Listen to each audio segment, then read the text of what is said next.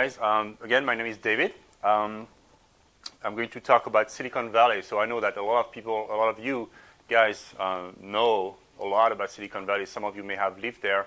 So I'm going to try to tell you things that you don't already know, which is very hard, but I'll try. I like to call this talk the good, the bad, and the ugly. And what I mean by good, I mean something that would be good no matter what, something that is self-evident. When I say bad, I also want that to be self-evident. I mean, I don't know, like killing people for fun is bad. Okay, I think it's self-evident. Okay, so I want to talk about what I think is self-evident on the good side and on the bad side, but perhaps more interestingly on the ugly side is something that is perhaps more subjective. And I will talk mostly about that, hopefully.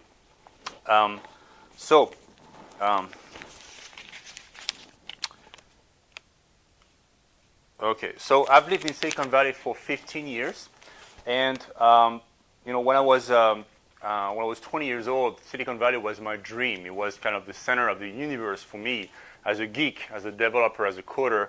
I had been coding since I was 10. And I've always wanted to go there. I had no money, nothing. So I quit graduate school of engineering. I developed a piece of software, and I moved to Silicon Valley with about 15 days worth of cash in my pocket.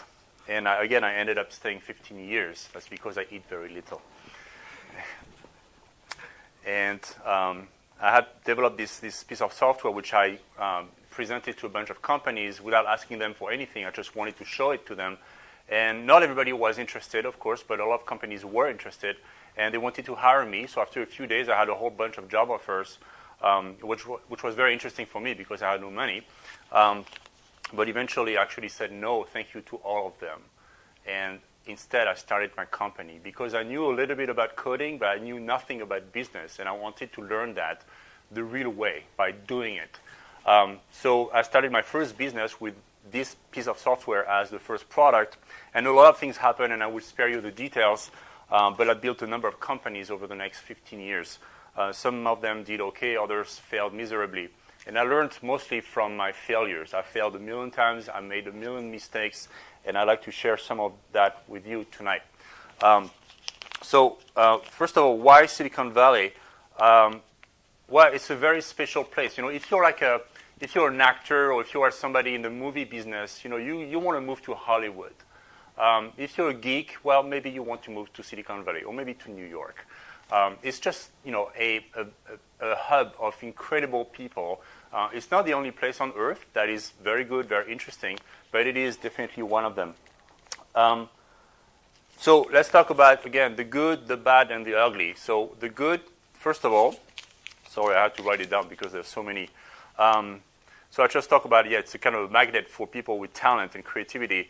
It's a magnet for people, for makers, for changers, for people who want to do things, for people who want to build interesting things, especially new things, things that do not exist yet. There is a culture of openness. Everybody, or most people, are very open about their ideas. There's no kind of worry that, he's going to steal my idea, or if I tell him what I want to do or something. This is completely open. And it's very simple, why. It's very easy to understand why. If I have an idea, like a business idea or a product idea, and I'm kind of too scared to share it with others, then I kind of miss a lot because, what are the odds that one of you guys are going to copy my ideas? It's very, very little, very unlikely. It's possible, but very unlikely because you guys are already busy with your own stuff. Okay, so it's better for me to share my ideas with you because maybe some of you might give me feedback, and I will polish my idea and improve my idea even before I build it. So there's this culture of openness. The NDA, the non-disclosure agreements, okay, that's bullshit, all right? NDA there means new data available. Okay. So it's an ecosystem. It's an incredible place. There's obviously a lot of money, and we have a VC here, I'm glad. We'll talk a little bit about that, about the pros and cons of that.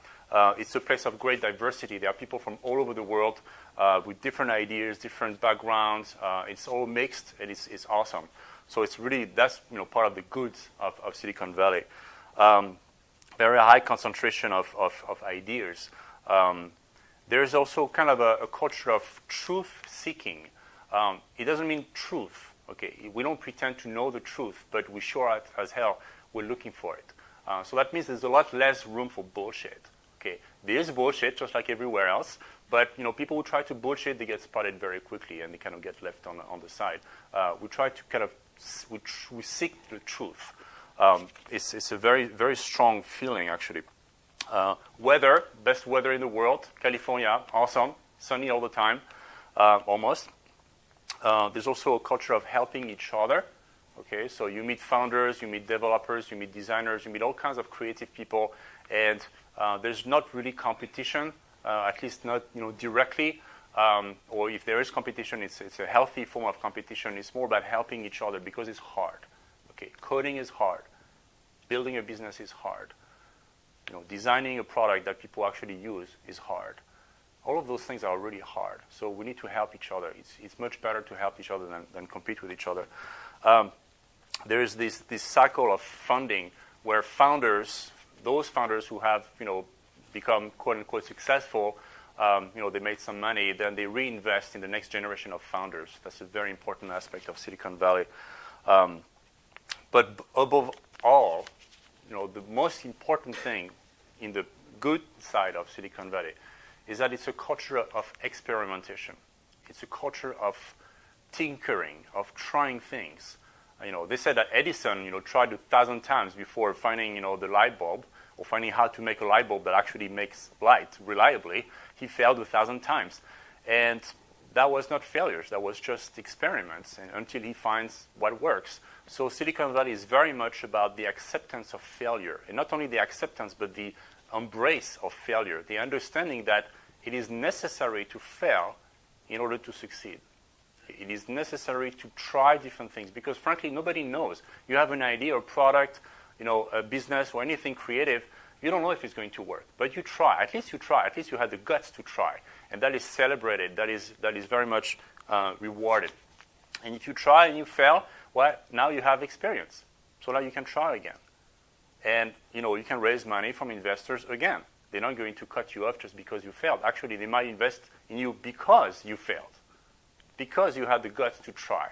Okay, so I think that's quite unique in Silicon Valley. I mean, in most places, in most countries, failure, once you fail, you're kind of dead, professionally speaking. And I think that's a big mistake. But of course, you don't create a culture like that, overnight.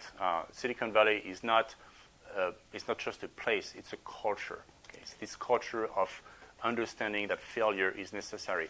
And that's what investors understand very well. They invest in 100 companies and 90 of them will fail. They just don't know which 90 will fail. But they have to do that in order to get those 10 or less that will actually succeed. It's just the game. That's just how it works. And apparently it's working.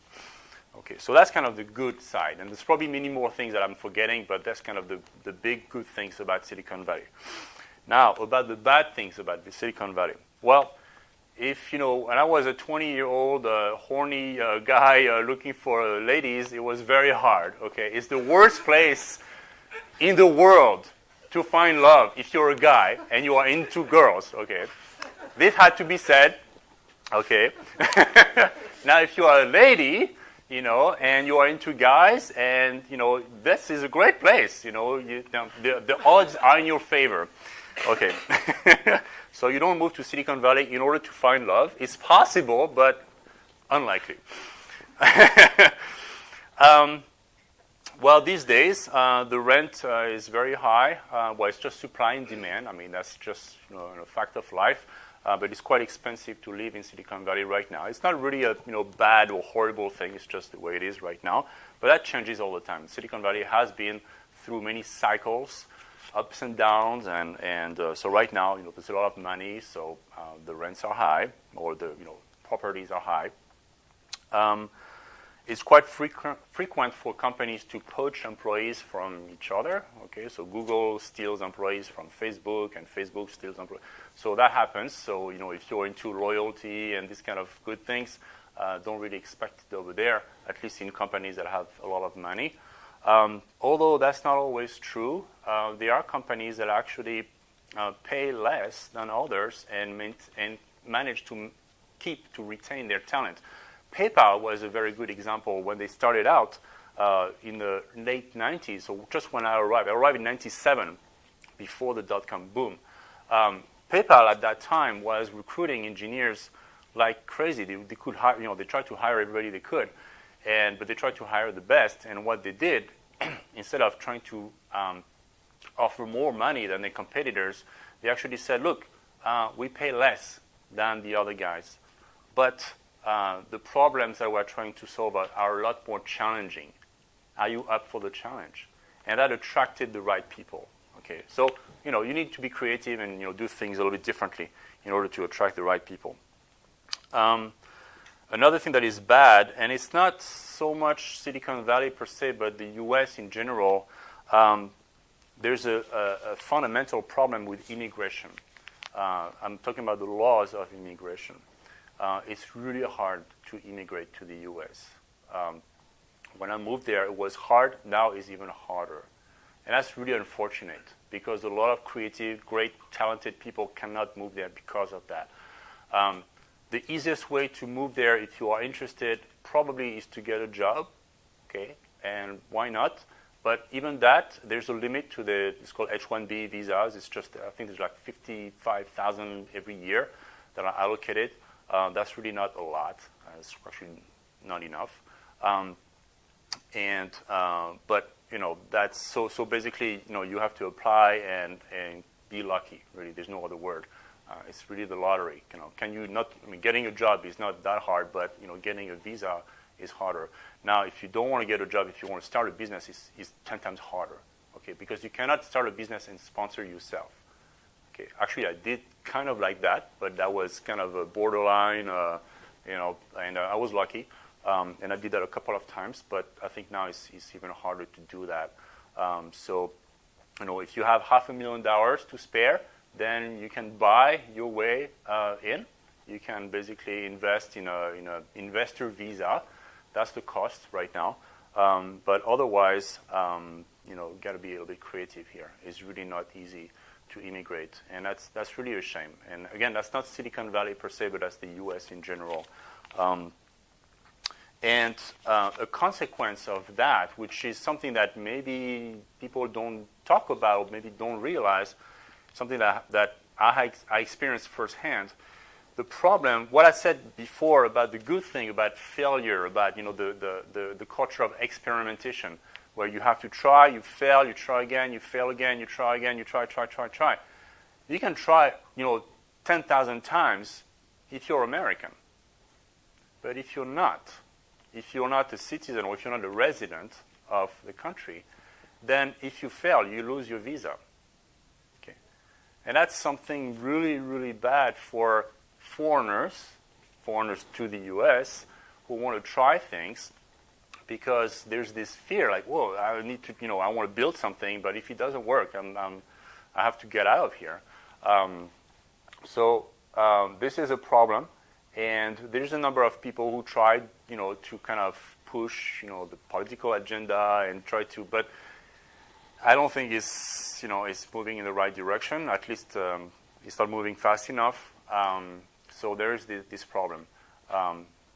Something that you realize only when you are there, when you are building it, and when you have this kind of sword above your head. It's like, well, if I fail, then I have to leave, and shit, what do I do next? So that's kind of the bad thing. Okay. So I'm going as fast as I can. I have like 20 minutes. Now the ugly. Again, what I call ugly is, in my opinion, ugly in that context means something that is not necessarily bad, but not necessarily good either. It's kind of subjective. It's really a matter of preference. So the big topic here is venture capital versus bootstrap. In other words, you have an idea, you want to start something.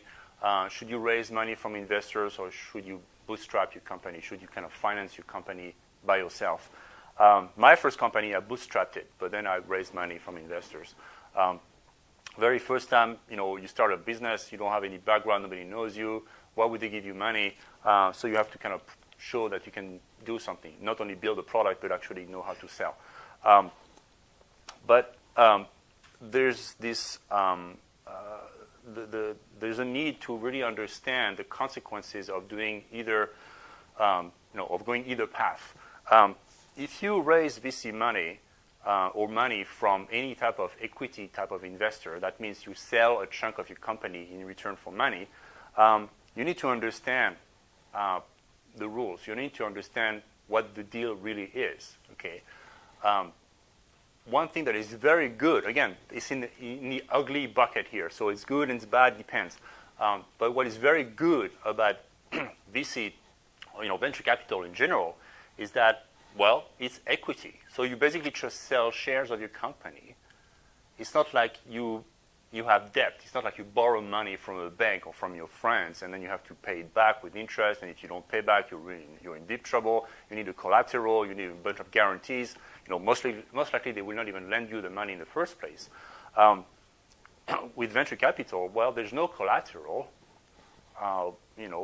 They just give you money and you give them shares. Okay, but that's not all. Obviously, they want something in return. The shares are worth nothing, at least at the beginning, and for the most part of the company, the shares are not worth very much. The valuation of the company is supposed to go higher and higher, but why would it go higher? Well, it goes higher because you make progress. I mean, you have new features, you have new customers, you have new kind of victories that justify a higher valuation. But what's the end game? What is it at the end? Well, at the end, you have to sell your company, and that's the deal. Now, if you raise money from a VC or an angel or whoever that gives you money in exchange for equity, the deal is you have to sell your company, and why not? There's nothing wrong with that, but some people don't really like that. They say, well, this is my company. I don't want to sell it out. Okay. Others are like, well, why not? If the price is right, why not? But that's the deal, and there's no way out of that deal. Okay. You're not going to buy back your shares, or this is not going to happen. Okay. So you have to sell your company. Now you can sell it to a bigger company. That's what happens most of the time when there is a successful exit. Or you need to sell to the public. That's called an IPO. Okay, that's a lot less likely, but that happens, of course. So that's the deal.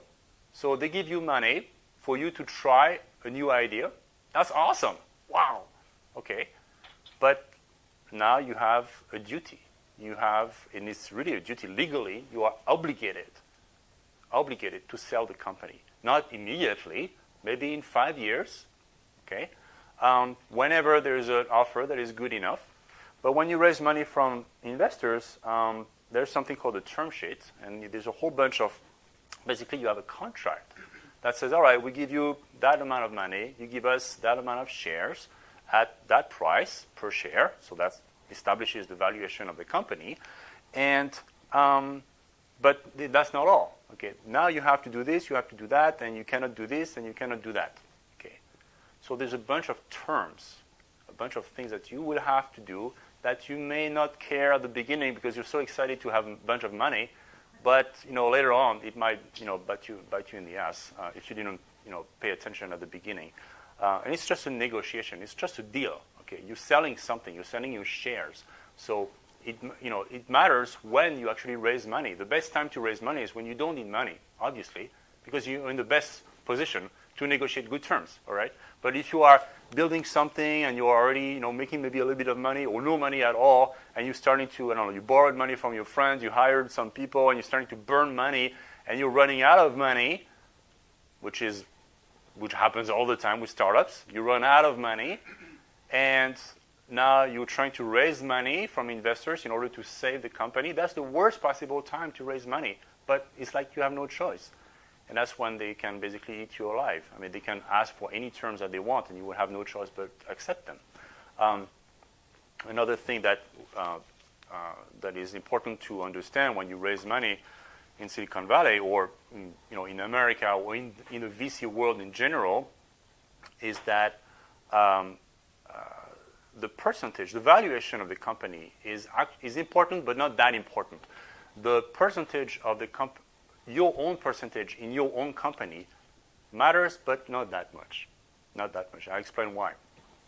I talked to a lot of founders, and they were like, "Oh, but if I sell, X amount of, X% of my company, then I kind of lose control. And what if someday, I keep raising more money, I keep selling more shares, and I will have less and less in percentage, not in value, but in percentage of the company, and eventually they're going to have 51%, so then they can control the company. And I'm like, they don't need to own 51% to control your company. They don't need as much as that. They need to own one share to control your company. They can have 1% of your company and still control your company. And I'll tell you how. So there is in nature, there are laws of nature, like gravity. Gravity is a law of nature. It happens no matter what. Whether we like it or not, it happens. Okay. There's another law that I call things always take longer than we think. Okay. That's a law of nature. Things always take longer than we think. You want to build a product, you want to start, build a company, you want to build anything, it always takes longer than you think. Always. That's like a law of nature. Okay. Now, why is this important? So you raise money from investors. You raise, let's say, $1 million. Okay. And, they don't invest money in you, in your company, just so that the money will sit in the bank. They invest in you so that you can spend this money by, hiring people, do marketing, whatever, to take the company to the next level. Okay. So let's say they give you $1 million in exchange for whatever shares, whatever percentage, doesn't matter at this point. And they say, all right, with this money, we will do all those things, and for the next year or so, for example. Okay. So you have $1 million that is supposed to last a year. Okay. Now, in 1 year, perhaps you will start making money from customers, or maybe you will raise more money, but that's kind of the plan. Okay, $1 million for 1 year, as an example. Okay, well, the law of nature says things always take longer than we think. So, after a year, we did not really finish what we were, what we started. We thought we would have a product with all those features. We thought we would have that many customers. We thought we would have hit that milestone. But no, because it took longer than we think. So after 1 year, what do you do? Or what happens? You run out of money. It just took longer than you thought. That's for sure. For sure. It's the law of nature. It's gravity. It will take longer than you think. For sure. That's experience talking here. Okay. So in 1 year, you burned $1 million and you're not making money or not enough money to sustain the business, because during this year you hired 20 people and you moved to super bigger offices, whatever. You burn all this money every month. At the end of the year, you burn it all. And now what? So now you go back to your investors on your knees. Say, please give us a little bit more money. We just need another 3 months, and we're gonna finish that product, or we're gonna sell it to whatever. And that's when they can control your company. That's the best time for them to control the company. Now, it's not that they want to control the company just for the fun of it. Okay, they have their own constraints on their side. Investors, they have investors themselves. Okay, VCs have investors as well. It's called limited partners. Okay, so they have to answer to their investors. So they cannot just mess around and do whatever they want. Okay, so they have their own constraints. So we need to understand their point of view as well. Okay, but you come back a year later and on your knees begging for more money so that you don't have to shut down the company. But of course now is a great time for them to negotiate new terms, a new valuation, or fire the CEO. That happens. We all know somebody who was very smart who got fired from the company that he started. That happens. Okay. So all I'm saying is that there's not good or bad. It's kind of in the ugly bucket. It's just the way it works. And if you play the game, you need to accept it. Okay? But you don't have to play that game. So we talk about VC. We can talk about bootstrapping. Now, bootstrapping is you start a company with your own means. You don't raise money from anyone. There are other ways to finance a company if you need money. Like crowdfunding, and there's a lot of other ways to finance a company. Or maybe you don't need money at all. At least you think you don't. You probably do, but at least you think you don't. At some point, you will need money for sure. That's kind of another law of physics or something.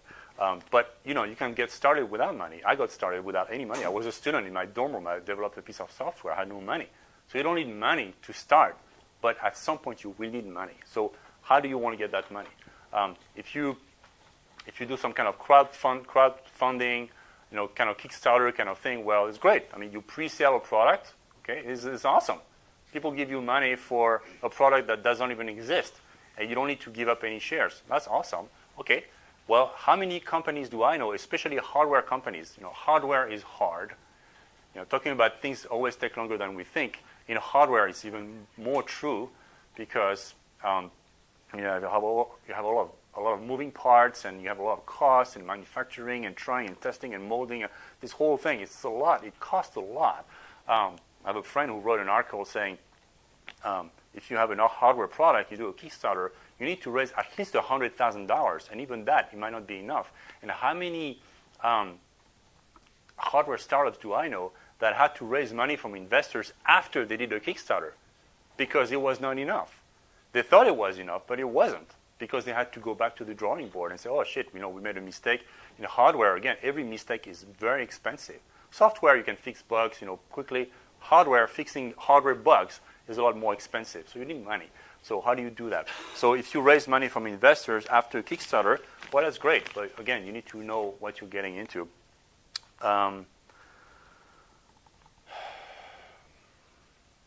Okay. Now the good news is that actually, with all this talk about VC,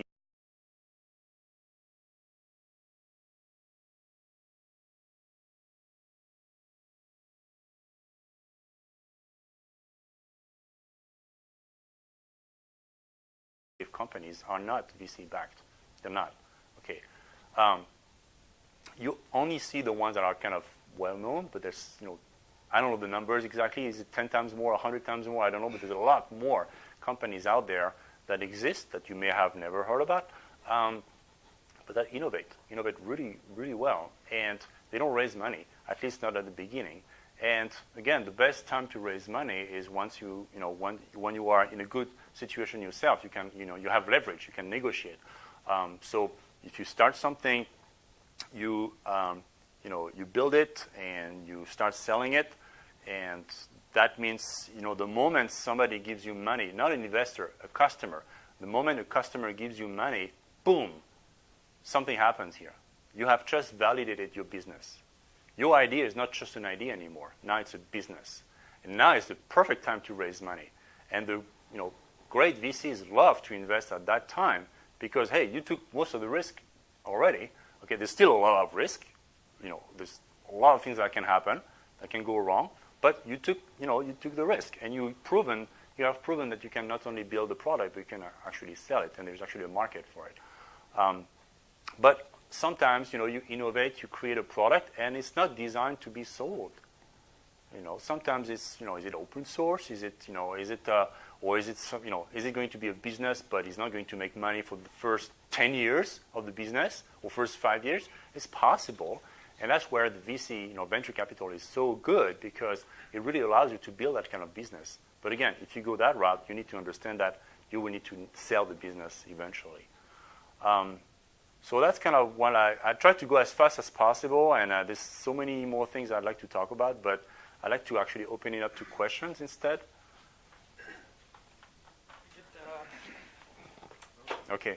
Are there any questions?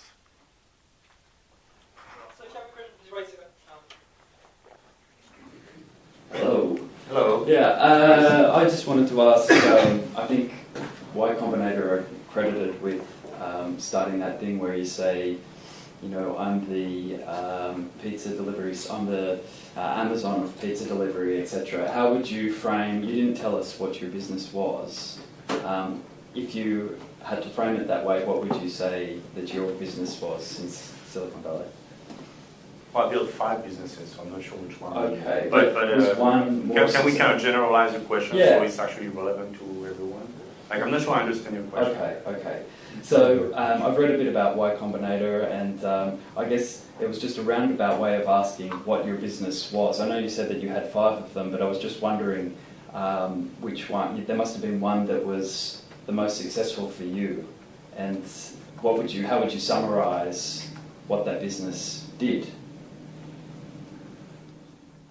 Sure. If that's of any interest to anyone, I don't know. I mean, you don't have to answer the question. No, I can't. No, ask me anything. I just want to make sure that it's actually interesting to others.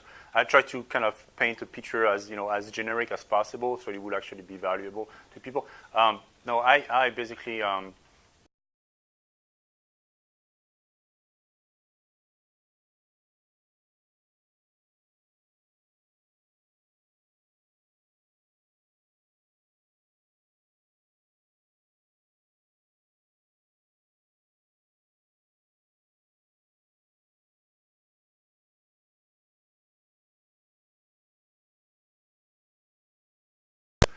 They license our technology and they put it in their product, so it got it distributed by the millions of copies, and so that's just one of the businesses. But again, I don't know if it's really interesting to people.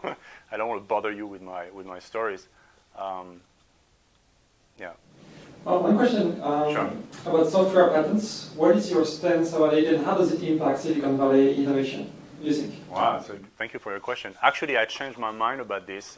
So again, I have patents myself, and I used to believe that it's really good. Now I don't like it anymore. I don't like patents anymore for software. I think software should be available everywhere. Now, how does it impact Silicon Valley? I don't know. I don't know. I mean, they are, again, in the ugly bucket. There are pros and cons, and depending on how you look at it. There are some, what they call patent trolls out there, companies that do nothing but suing everybody who might infringe on their patent. I think this is kind of disgusting, and that's not Silicon Valley; it's worldwide. I don't know. I think we should share. I think software is information. I think it should belong to everybody. But then, then the next question becomes, well, if I give away my software to the world, then how do I eat every day? How do I put food on the table? And so then, comes the next question about different business models and everything, or you just want to give it away, and you do something on the side, just to sustain yourself, either way. But my personal opinion now again, I changed my mind about this. Oh, by the way, that's another thing about Silicon Valley. We change our minds all the time. Okay, so so if you ask me the same question tomorrow, I might give you a different answer. Which is again the truth-seeking kind of thing. Again, it's not truth. It's not. We don't pretend. None of us pretends to know the truth, but we are looking for it. So we adjust our opinion sometimes.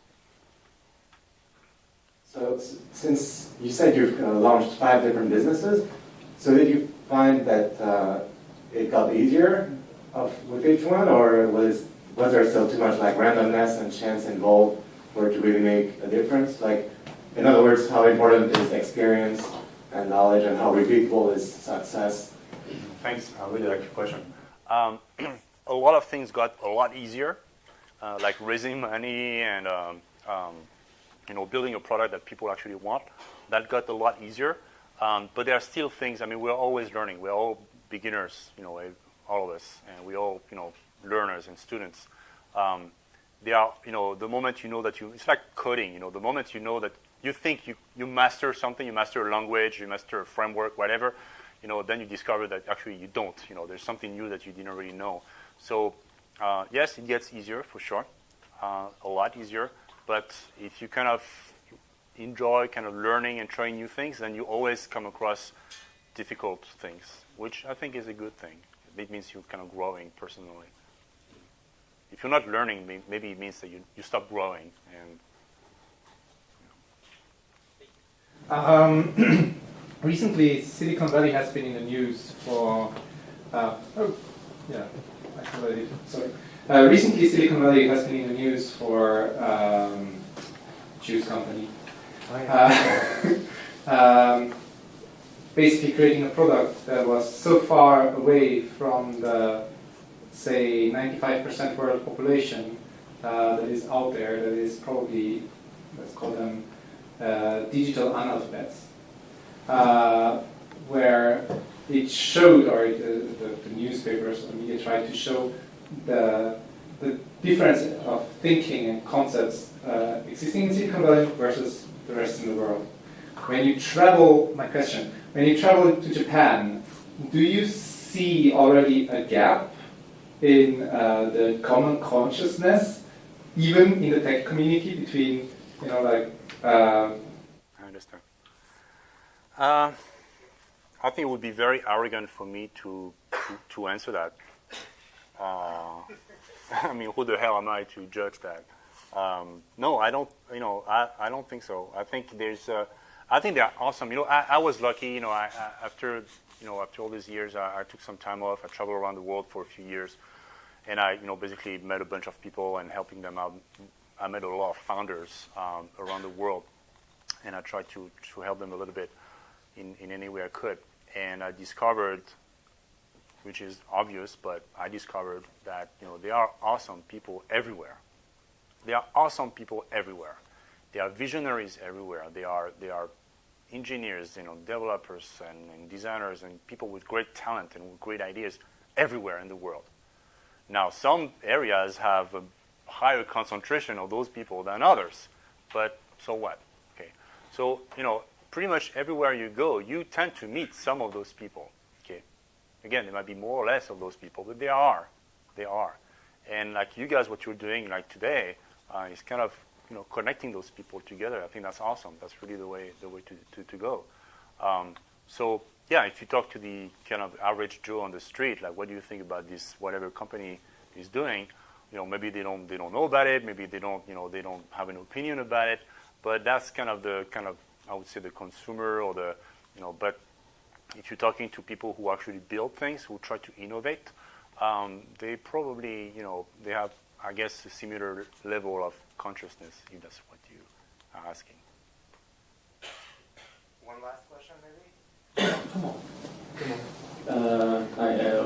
What do you think about why there are few Japanese companies in Silicon Valley? I'm sorry, why they are? Why there are few Japanese companies in Silicon Valley? I don't know. What's Ask them. Yeah, I don't know. what the reason that Japanese companies do not succeed in Silicon Valley?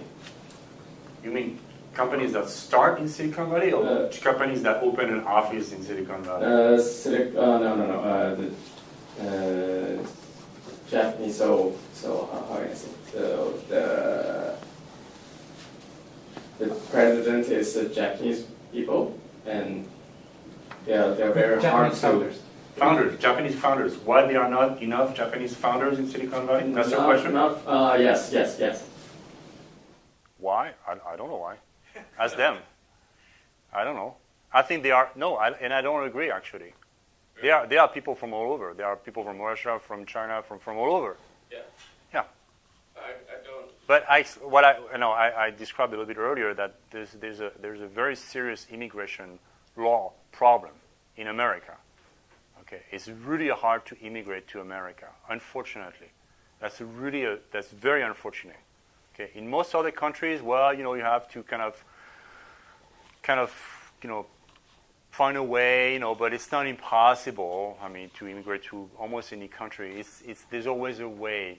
In America, there's not always a way. It's possible that they don't accept you, even though you might be the most talented, whatever. It's possible they do not accept you because the people who hire you, or people who want to invest in you, or people who actually do things are not the same people as those who actually deliver visas. Those who deliver visas, they don't really know what's going on.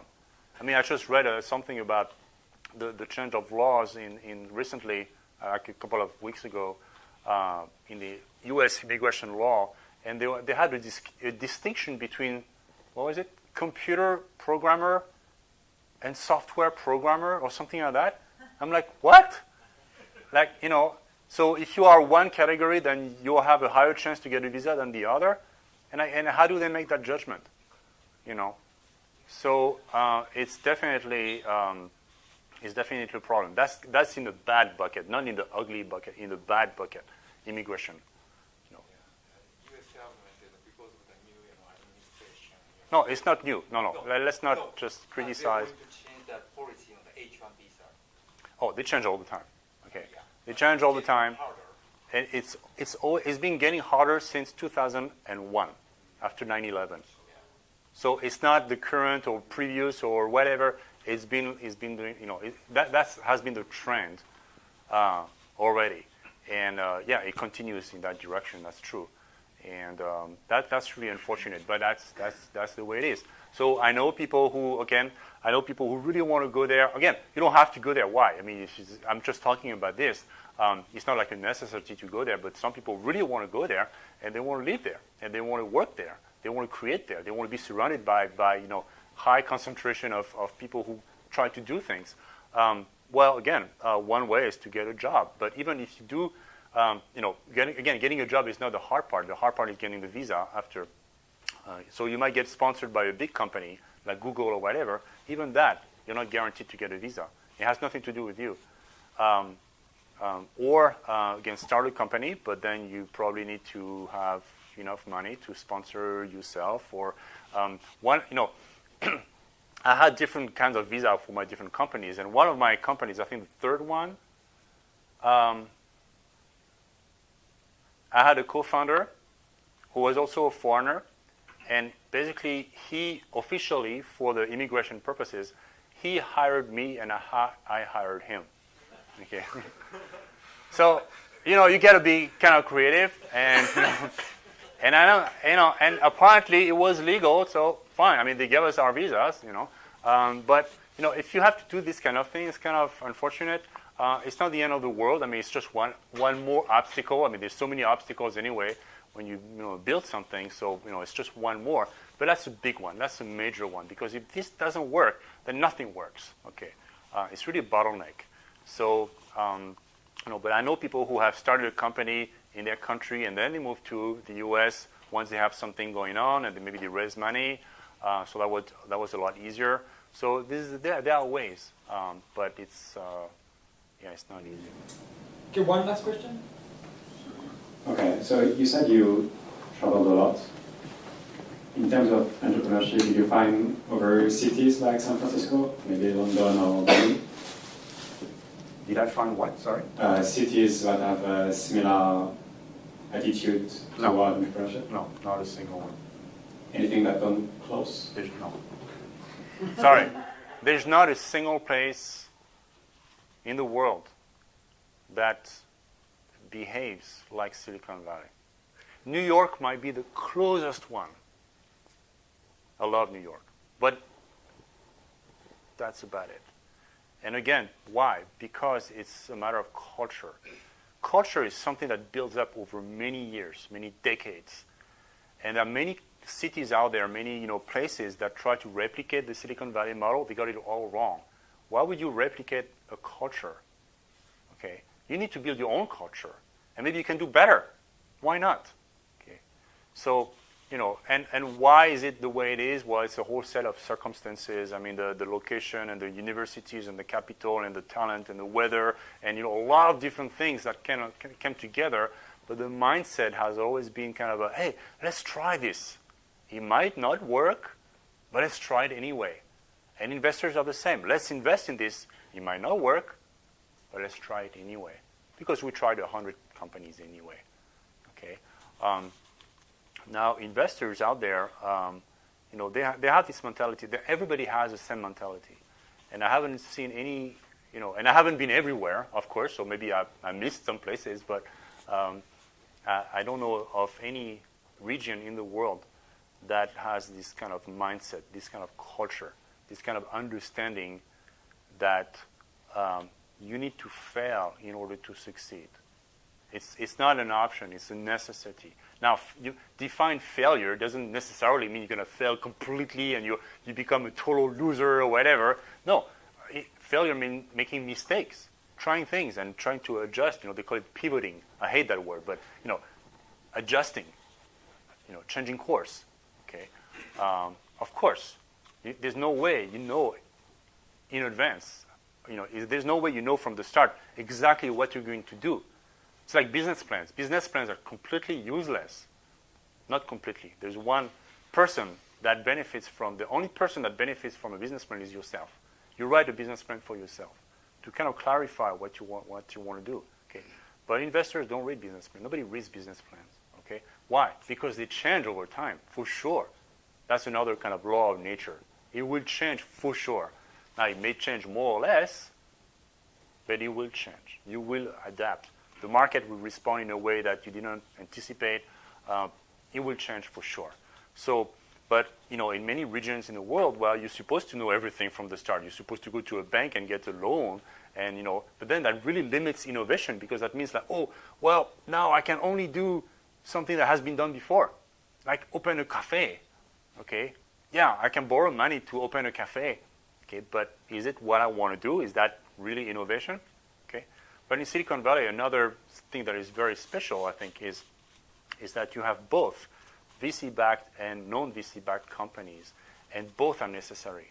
I've seen regions in the world where they try to really push the VC route. They say, "Oh, we only care about venture capital, and we don't care about anybody else." And other regions kind of did the opposite, where they kind of criticize the VC model. It's, "Oh, look at those, they hate the VC model because they think it's, oh, you have to sell out later. It's like you sell your soul, or something like that, And the people who criticize the VC model are the same people who actually use Skype and Facebook and every day.